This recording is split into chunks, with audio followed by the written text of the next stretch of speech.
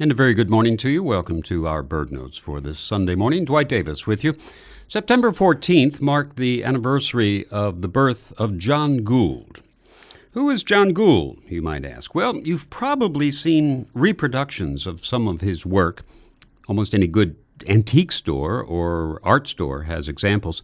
John Gould, born September 14th, 1804, at Lyme Regis in Dorsetshire, was probably the best-known painter of birds in 19th century Europe. When young, Gould studied taxidermy at Windsor Castle, where his father was foreman of gardeners. A collection of bird skins from the Himalayas, which had recently arrived in London, led to Gould's first published illustrated volumes. In these and all later projects, he received great help and support from his wife, Elizabeth. His 5-volume Birds of Europe made him famous and so successful that he and his wife could afford to spend a couple of years in Australia, where Gould collected and drew both birds and mammals, resulting in his most famous work, The Birds of Australia.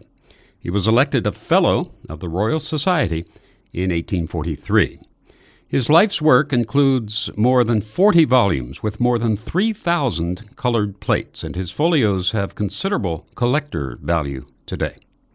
He described many new species in numerous scientific papers and helped reclassify many species of hummingbirds. He even worked with Charles Darwin and had a hand in the formulation of the theory of evolution. The bird specimens that Darwin collected during the second voyage of the Beagle were given to Gould for identification. He reported that the birds from the Galapagos Islands, which Darwin had thought were blackbirds and grosbeaks and finches, were in fact a series of ground finches, which are so peculiar, said Gould, as to form an entirely new group containing 12 species. Even though many people have probably seen reproductions of his plates, Mr. Gould's contribution to bird lore is probably more evident nowadays in pet stores.